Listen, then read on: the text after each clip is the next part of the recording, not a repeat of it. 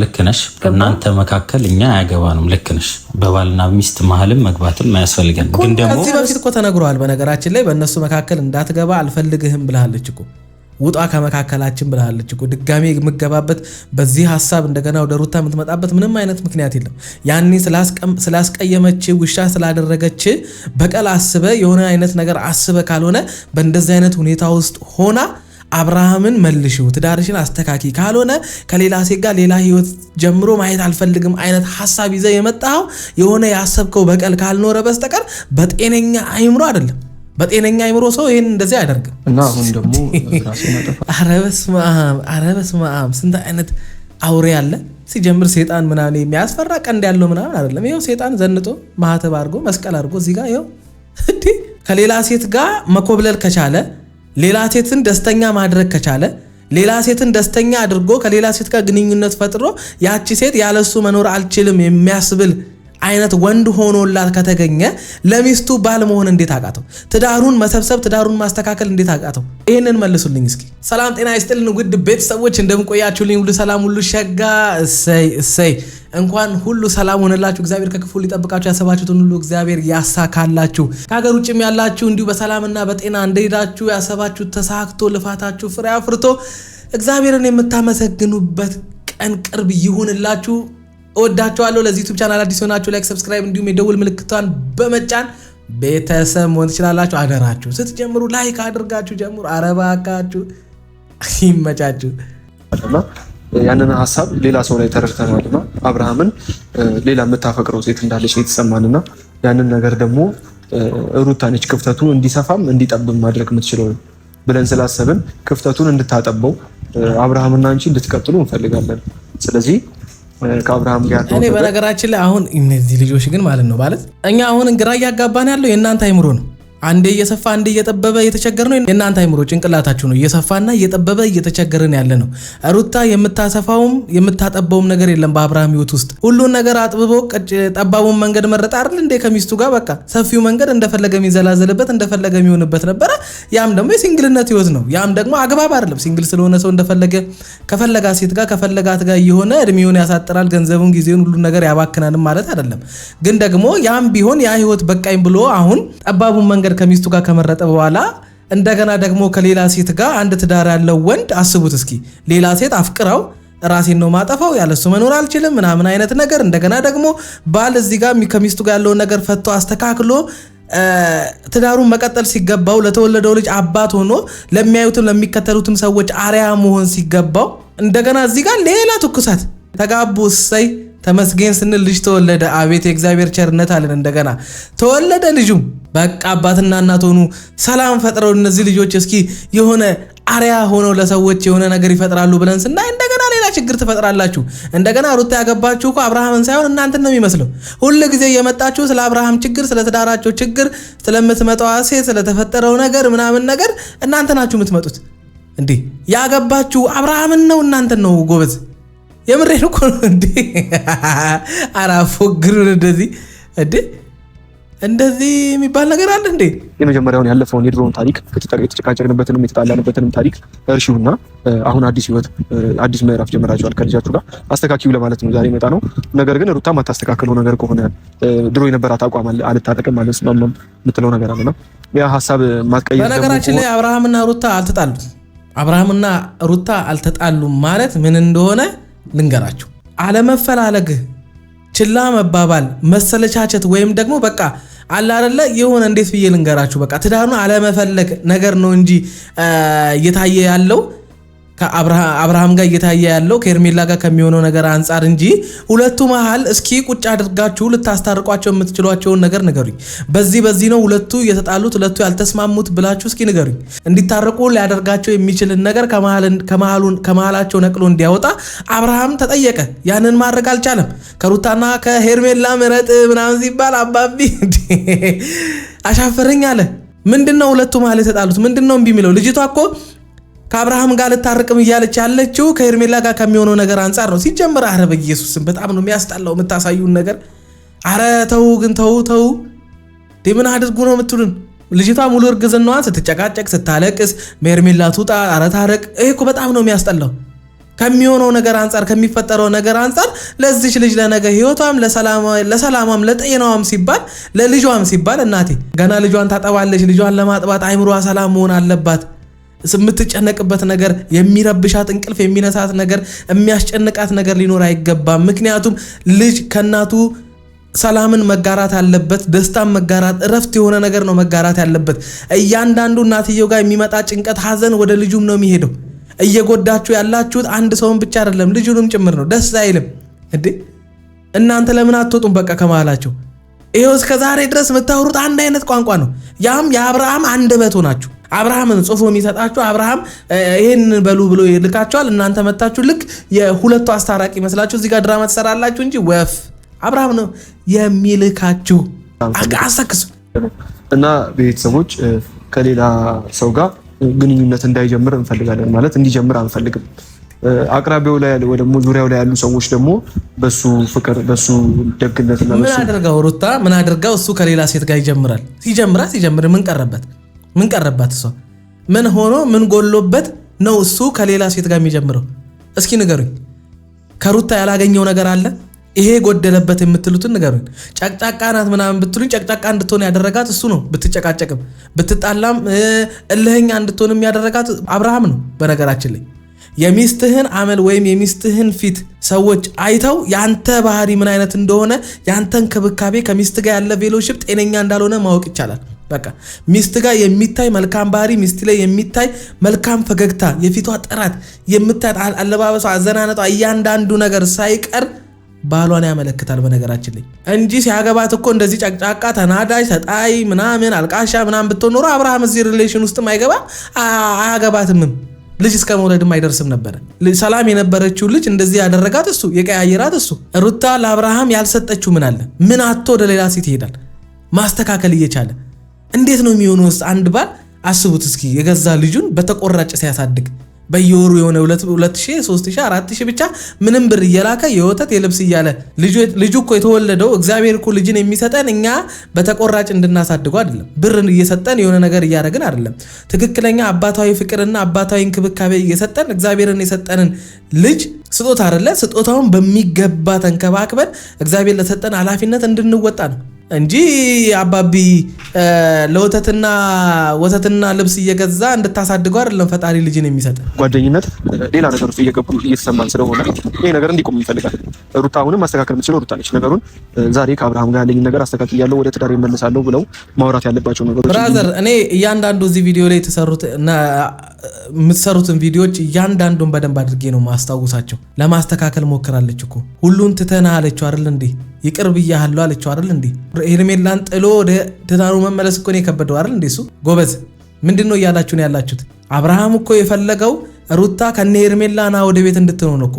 በቃ አብርሃም ትኑር፣ አንድ ክፍል እንስጣት፣ አንድ ቀን እኔ ጋር አንድ ቀን እሷ ጋር እያሳለፍክ ህይወትም ትኖራለህ እንድትለው ነው እኮ የፈለገው። በእኔና በሱ ጉዳይ እኔና እሱ እንጂ ልንጨቃጨቅም ልንከራከርም ልናወራውም የሚገባው ሲቀጥልም ደግሞ እኔና እሱ ነን በእኔና እሱ ጉዳይ ልንጎዳ የሚገባው እንጂ ጭራሽ ከኛ አልፎ ሌላ ሰው ሊጎዳ እንደገና እናንተ ተጨንቃችሁ መጣችሁ ልታወሩኝ ኢቭን ምንም ሳይላችሁ ምናምን ምን ዓላማ ሊኖረው ይችላል? ሩታ እስኪ አስቢ። እኔ ምን አውቄ ዓላማውን ማን አንተ ንገሩኝ። አይ ምንም ዓላማ የለውም።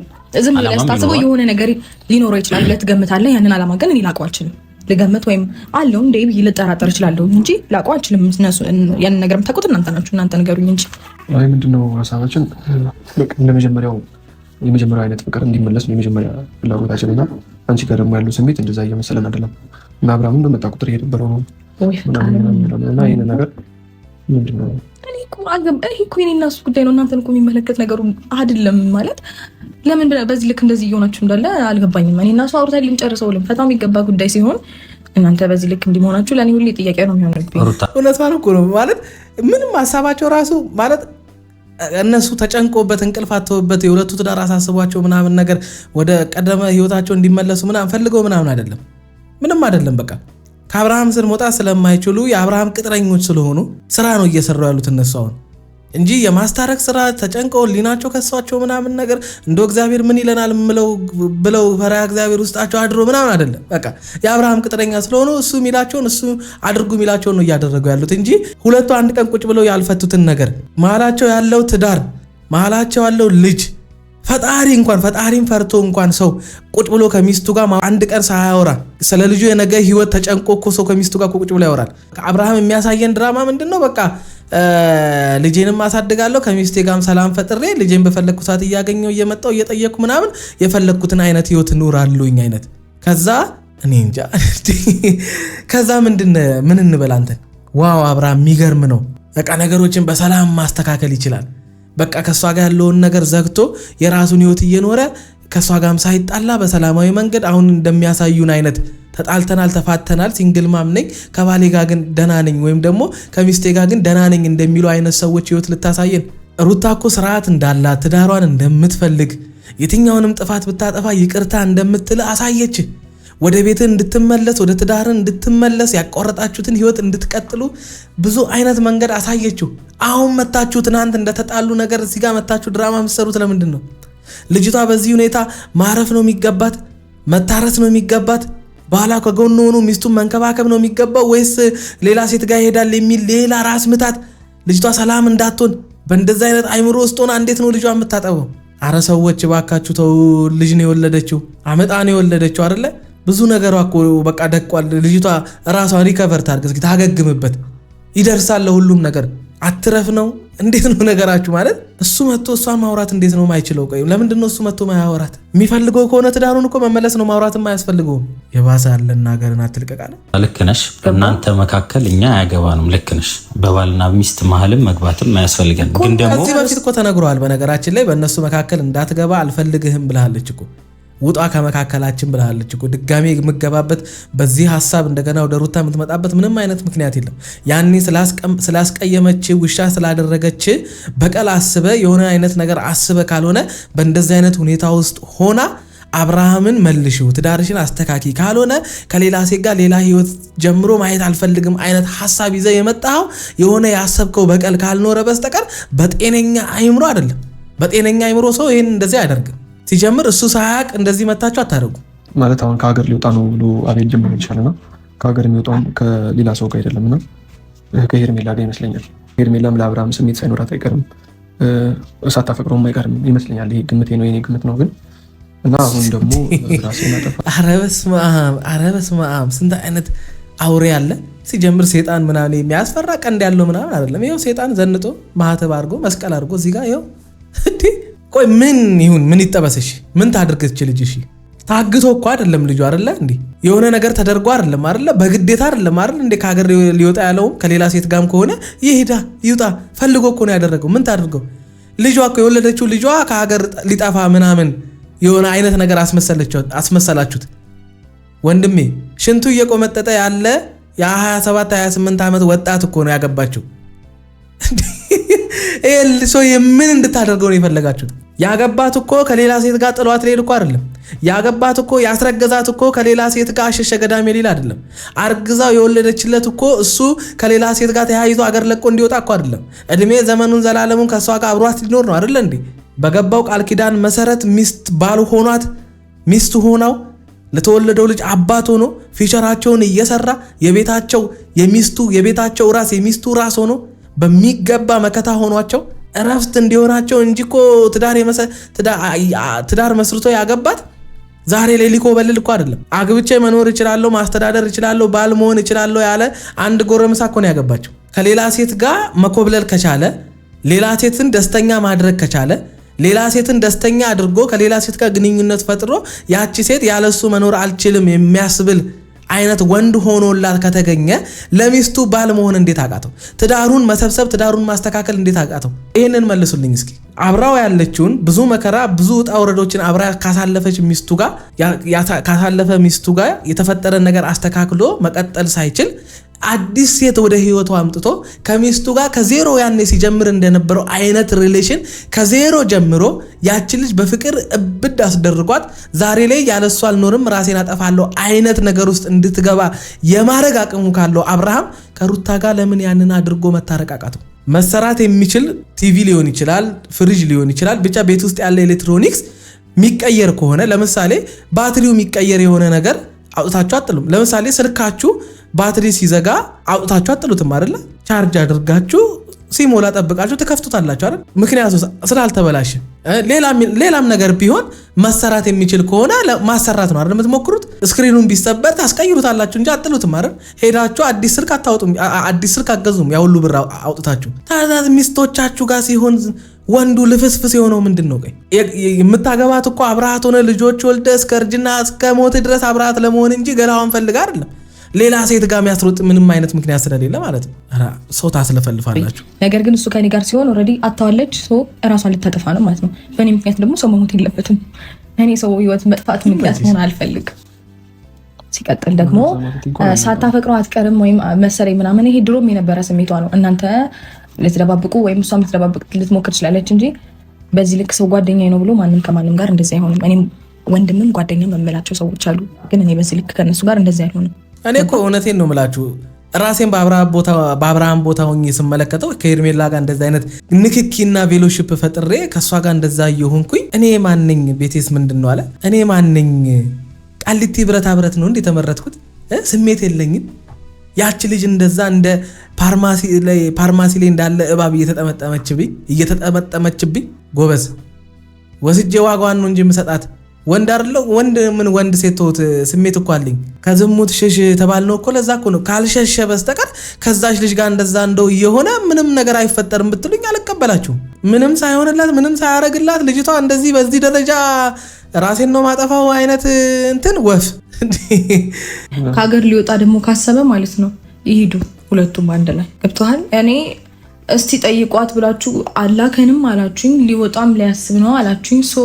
ከኔ ጋር ሊሆን አይገባም ከነ አካቴው አሁንም እኮ አንቺን ባለከራችን ላይ ይላችሁ አብርሃምን የላካቸው ምላችሁ ለዛ ነው። በቃ ሩታ ልቧ ተሰብስቦ በዚህ ሁኔታ እንደው ከዚህ በኋላ እንደው የልጅ እናት ነኝ ገና ልጄን 2-3 ዓመት አብሬ ከጎኑ ሆኜ ነው ማሳድገው። ስለዚህ በቃ ይሄን ሰውዬ ተለማምጬም ቢሆን ወደ ቤቴ ለመልሰው አይነት ነገር ከሩታ ስለፈለገ አብርሃም አውቆ ድራማ ፈብርኮ ሁለቱን ላካቸው። አልተላክልም ምናምን ከሀገር ሊወጣም ይችላል። ሄርሜላም ሳታፈቅረው አትቀርም ምናምን ከሌላም ሴት ጋር የሆነ አይነት ግንኙነት እንዳይጀምር አንቺ ነገሮችን ማጥበብ ትቻለሽ። አይሽ መጀመሪያ ፍርሃት ለቀቁባት። አየ ከዛ የፍርሃቱን ደግሞ መፍትሄ ነገሯት። መፍትሄው እሷ ጋር እንደሆነ ኧረ ግን እናንተ ብቻ ጭስ አይደለ እናንተ ብቻ በቃ ጭንቅላት አላችሁ። ኧረ ምን ጭንቅላት ነው ይሄ? የሆነ እንዴት ነው አማራጭ እኮ ነው እናንተም እያቀረባችሁልኝ ያላችሁት። እሱም የያዘው ሐሳቡ እንደዛ ከሆነ አዳምጠኝ፣ ሐሳቡ እንደዛ ከሆነ አዳምጠኝና አማራጭ ነው የያዘው። እሷ አሽጋርችን ከሷ ጋር ነው ካልሆነ ከሄርሜላ ጋር እወጣለሁ አይደለ? ዛሲት ሐሳቡ ኖ አንቺ ምርጫው ነሽ። አንደኛ ነገር አንቺ ምርጫው ነሽ። ጎበዝ እሷ ምርጫው አይደለችም። እሷ ሚስቱ ናት። ምን ስንት በክት ብቻ ነው የተሰበሰበው በእናታችሁ። እሷ ሚስቱ ናት። ብራዘር ምንድነው ምርጫው የምትሆነው? ጎበዝ ትዳሩን የሚፈልግ ሰው ወደ ቤቱ ነው የሚመለሰው፣ ወደ ሚስቱ ነው የሚመለሰው። ጥፋቶቹን ተናዞና ተናግሮ ይቅርታ ጠይቆ ወደ ቤቱ ነው የሚመለሰው። ጎበዝ ነገ ሙት ነገ ኑር ለማታውቀው ነገር ሰው እየወጣ በሚቀርበት ዘመን ላይ እንደዚህ መመጻደቅና እንደዚህ ትዕቢተኛ መሆን አባቢ እግዚአብሔር ትዕቢተኞችን ይቃወማል። ይሄ ትዕቢት ነው፣ ይሄ ንቀት ነው። እግዚአብሔር ለሰጠ ትዳር በእንደዚህ አይነት መንገድ አይደለም መመለስ ያለብን። ላልኖርከው ትዳር ኖረ ቢሆን እሺ ይሁን። ምን ይበሉ 20-30 ዓመት በትዳር ውስጥ የኖሩ ሰዎች ሊለያያቸው የሚችል እኮ በጣም ብዙ ነገር አለ። ምርጫው አንቺ ነሽ። ፍቅረኛው አረካት እንደገና ታወዳድራታለህ እንዴ? ወልዳ የተኛች ገና የ2 ወር ያልሆናት እኮ አራስ እኮ ናት። ኧረ ወይኔ የዘንድሮ ልጅ ያለ እድሜው ሳይበስል ፂም ያበቅላል። በቃ ያደገ ይመስለዋል። የሚያወራው ራሱ አያውቅም። ልገባ የሚገባ ሰው አልነበርኩም፣ ግን ደግሞ ኢትስ ኦኬ ኖርማል ነው። ሲቀጥል ደግሞ እኔ በጣም ጀግና ነሽ። እኔ ጌታን ነው የምልሽ። በቃ እየተናገሩት ያሉትን ነገር ተቋቁመሽ ራሱ እነሱን ቆመሽ ማዋራትሽ ራሱ ጀግና ነሽ። ካለሽበት ሁኔታ አንጻር በጣም ጀግና ነሽ። ጎበዝ ነሽ። በቃ ምርጥ ሴት። የምሬን ነው የምልሽ። ለእንደዚህ አይነት ለበከተ አስተሳሰባቸውና ንግግራቸው እንደዚህ ፖላይትሊ በትህትና መመለስ ከቻልሽ አንቺ በጣም ጎብዘሻል ማለት ነው። ሩታ በጣም የተፈጠሩ ነገሮች አብርሃም የሚያደርጋቸው ነገሮች ወይም ደግሞ ከአብርሃም ጋር የተፈጠሩ ነገሮች አንቺን በጣም እያበሰለሽ ነው። አንቺን በጣም ምርጥ ስማርት ሴት እያደረገች ነው። ድሮም ብያችኋለሁ፣ አሁንም እላችኋለሁ፣ ወደፊትም እላችኋለሁ። እኔ እና እሱ አብረን አንሆንም። ሩታ ሄዱና ንገሩት። ይሄ ንግግርሽ ነው ሌላ እርምጃ ውስጥ እንዲገባ እኮ ይግባ እኮ እንዲገባ እኮ የራሱ ወይ እናንተ የፈለጋችሁት ከሌላ ሴት ጋር ከሀገር ሊወጣ ይችላል። ኤርሜላ እያፈቀረችው ነው ከሌላ ሴት ጋር ግንኙነት እንዳይጀምር ምናምን የሚሉ ቃላቶችን አምጥታችሁ እሷ ምን እንድትል ነበር የፈለጋችሁት? ውይ ባሌን እንዴ እኔ ልለየውም አልፈልግም ምን አጠፋ እሱ እንድትላችሁ ነው? መታችሁ እኮ የምትናገሩት አብርሃም ለሷ ያለውን ፍቅር እንደሚወዳት ምናምን እኮ አስመሰላችሁት። ኧረ ተው ጎበዝ፣ የሰው ልጅ ናት ልጅቷ፣ ስሜት አላት። አባዬ ሁሉም እህቶችሽ ምናምን ከአብርሽ ጋር እንድትሆኚ ይፈልጋሉ። ልጁ እሱ የእነሱ ጉዳይ ነው። ቤተሰቦቼን በዙሪያ ያሉ ሰዎች ምናምን አታካታቸው፣ ተዋቸው ሌሎች።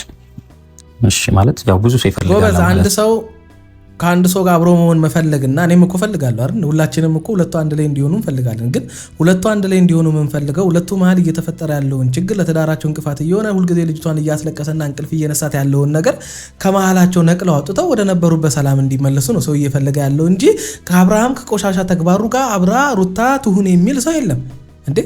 እናትና እህቶቿ እኮ ናቸው፣ ጠላቶቿ አይደሉም እኮ። ደስታዋን የሚፈልጉ ሰዎች እኮ ናቸው። የአብርሃም ድርጊት እኮ ሳይገባቸው ቀርቶ አይደለም። ብልጥ ስለሆኑ ጎበዝ ስለሆኑ በሰው ትዳር ዘው ብሎ ስለማይገባ መጀመሪያ ሁለቱ መስማማት የሚፈልጉ ከሆነ ሁለቱ ነገሩ እንዲያዩት እንዲስተካከል መምከር ያለባቸውን ነገር ይመክራሉ እንጂ ዘው ብለው መጥተው ባሏን መናገር ምናምን ስለማይችሉም መብቱም ስለሌላቸው ሁለቱ ነገሩን ፊክስ አድርገው አስተካክለው ተስማምተው ወደ ትዳራቸው እንዲመለሱ እንጂ አብርሃም እዛ ያለውን ነገር ጎትቶ አብሯት ወደ ቤት ይግባ አይደለም እንዴ ነው እንጂ።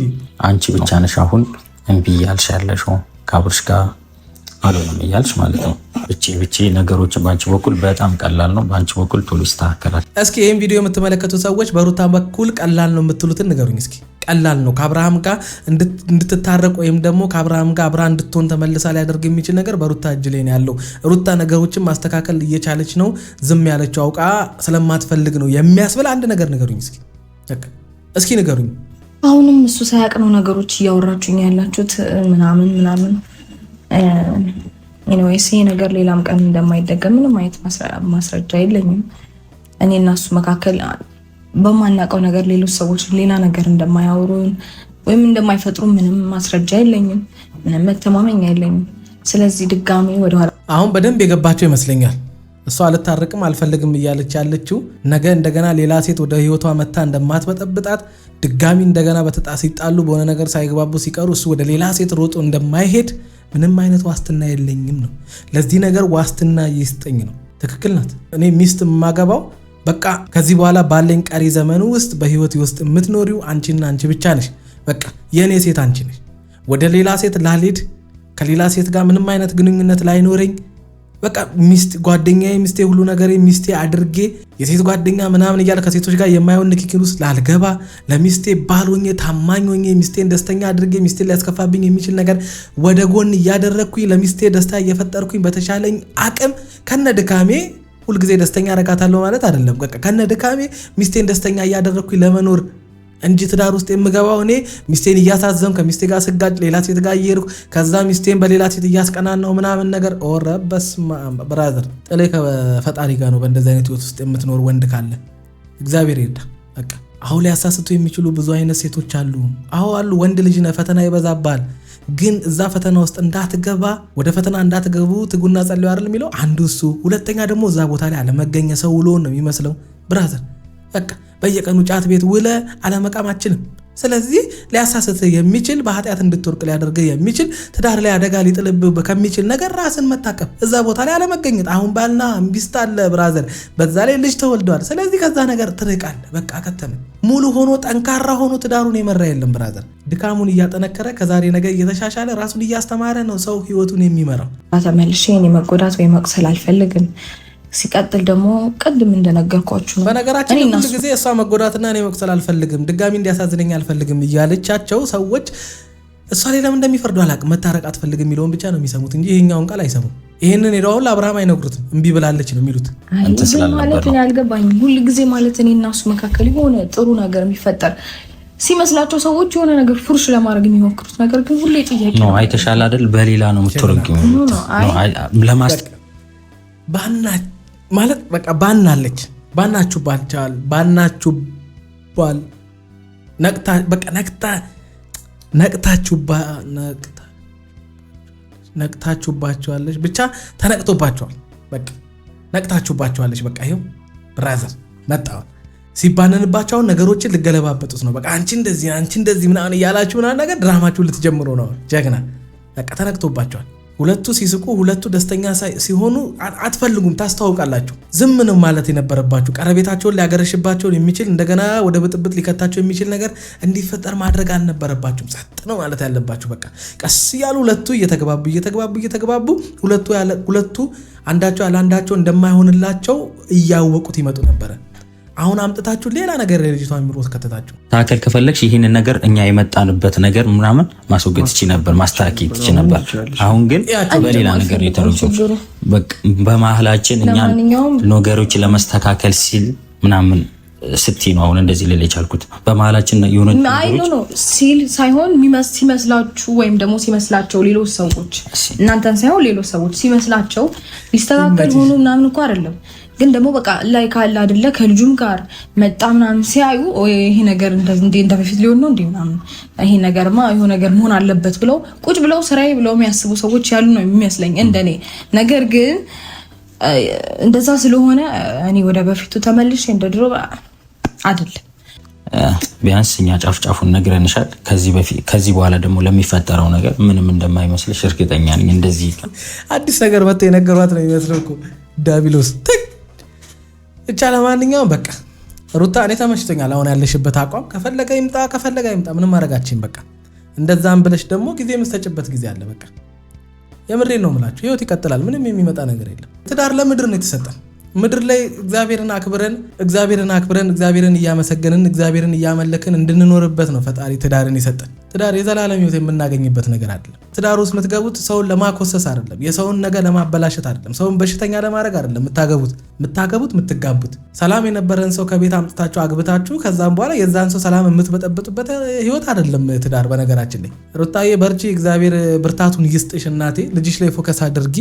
ከዚህ በኋላ በጣም ብዙ ነገር ነው ልጅሽ ካንቺ የሚጋራው። ልጅሽ ጡት በጠባ ቁጥር ካንቺ የሚጋራቸው ብዙ ስሜቶች አሉና ለነሱ ነገሮች ተጠንቀቂ። እነዚህ ልጆች ድጋሚ ወደ አንቺ ጋር እንዳይመጡ በተቻለሽ አቅም አድርጊ። ላግኝሽ ላውራሽ ባልሽ ቁጥር በባልሽ በኩል አባሪያቸው። ከፈለገ እሱ መጥቶ ያወራሽ። ያን ብታረጊ ለአንቺም አይምሮ መልካም ይሆናል ብዬ አስባለሁኝ። ለማንኛውም ለዚህ ዩቲዩብ ቻናል አዲስ ሆናችሁ ላይክ፣ ሰብስክራይብ እንዲሁም የደወል ምልክቱን በመጫን ቤተሰብ መሆን ትችላላችሁ። ይመቻችሁ። ወዳችኋለሁ።